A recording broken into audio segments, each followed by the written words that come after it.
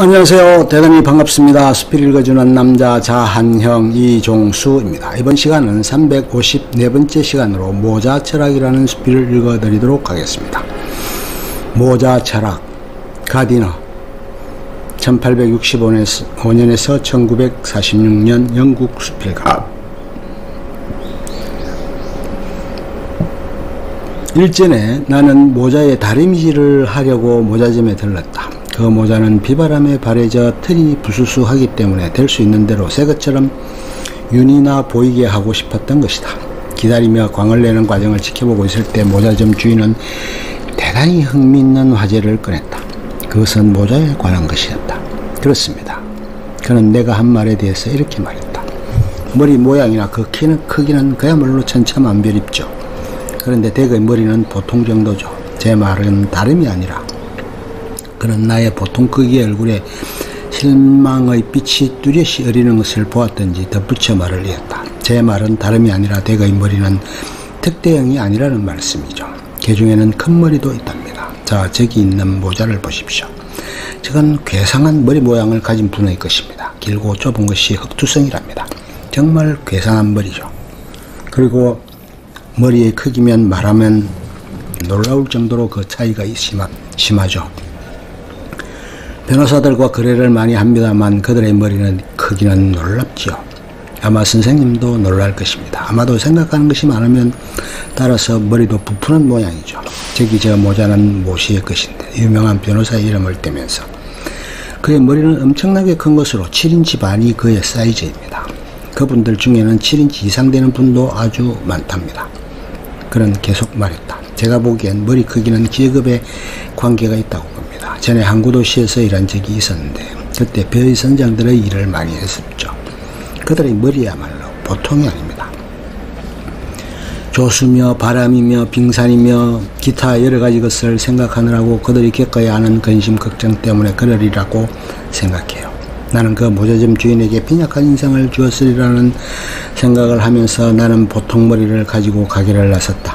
그의 주장에 따르면 나는 6인치 8분의 7의 인간인데 따라서 보잘것없는 존재인 것이다. 하지만 보석이 들어있는 것은 반드시 크기만 한 머리가 아니라는 것을 지적해주고 싶었다. 물론 위인들의 왕왕 큰 머리를 가졌다는 것은 사실이다. 비스마르크의 머리는 7인치 4분의 1이었는데 그레스터스턴과 캠멜 베너먼도 그랬다. 그런데 이와 반대로 바이런은 작은 머리를 가졌고 따라서 내도 대단히 작았다.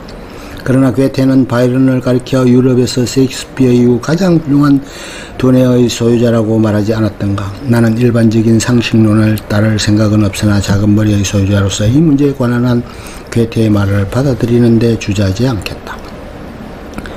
홈즈가 지적했다시피 중요한 것은 뇌의 크기가 아니라 뇌의 회전인 것이다. 그런데 홈즈의 머리는 작았던 것으로 생각된다. 그래서 나는 모자상에게 비록 나의 머리는 작을망정 뇌의 회전은 최상급이라고 믿을 만한 확증이 있다고 말하고 싶었다. 그러나 나는 그렇게 하지는 않았다. 다만 그 사건을 지금 회상하는 것은 그 사실이 우리 모두가 제각기 특수한 창구멍을 통해서 인생을 바라다 본다는 것을 보여주고 있기 때문이다. 지금 이 사람은 모자의 크기에 의해서 세상을 바라보는 사람이다. 그는 단지 존스가 7인치 반의 모자를 쓴다고 해서 존경하고 스미스는 6인치 4분의 3을 쓴다고 무시해버린다. 그 정도 차이는 있으나 우리 모두 이러한 제한된 직업적 시야를 갖고 있는 것이다. 재봉사가 당신의 옷을 훑어본다면 그는 당신 옷의 재단과 윤기를 보고 당신을 평가할 것이다. 그 사람의 눈에는 당신은 한낱 옷걸이에 지나지 않으며 당신의 가치라는 것은 순전히 입고 있는 옷에 정비례한다. 제아공이 당신의 신을 봤을 경우 신발의 질과 상태에 따라서 당신의 지식이나 사회적 그리고 경제적인 정도를 측정할 것이다. 만약에 굽이 달아서 낮아진 신발을 신었다면 모자가 아무리 번쩍거려도 당신에 대한 평가는 달라지지 않을 것이다. 모자는 그의 시야에 들어오지 않는다. 이것은 그의 평가 기준이 아니다.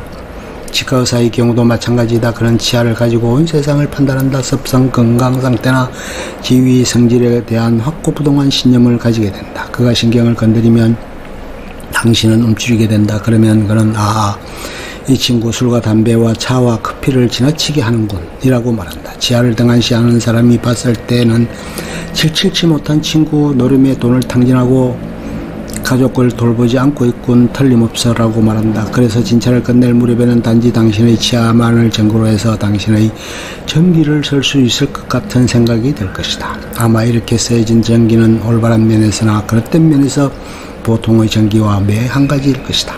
중략.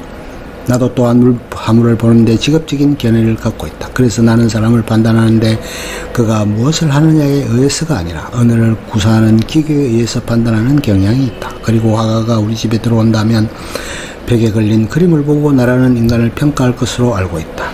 마치 실내 장식가가 들어오면 의자 모양과 양탄자의 질에 따라 평가하고 미식가가 오면 요리나 술로서 평가하듯이 그때 샴페인을 대접하면 존경받을 것이고 독일산 백포도주 주면 평범한 사람 축에 끼게 될 것이다. 여호는 우리 모두가 인생을 살아가는데 각자의 취향이나 직업이나 편견에 의해 채색된 안경을 쓰고 이웃을 자기 개인 의자로 재며 자신의 삶법으로 그들을 계산하고 있다는 말이다. 우리는 주관적으로 보고 있지 객관적으로 보지 못하고 있다. 즉 볼 수 있는 가능한 것을 볼 뿐이지 실제 있는 그대로를 보는 것이 아니다. 따라서 다채로운 빛을 발산하는 것, 즉 진리에 대해서 여러 가지 그릇된 억측을 하는 것은 조금도 이상할 것이 없다. 끝. 좋으면 좋아요, 구독, 알림 설정 눌러주세요. 감사합니다.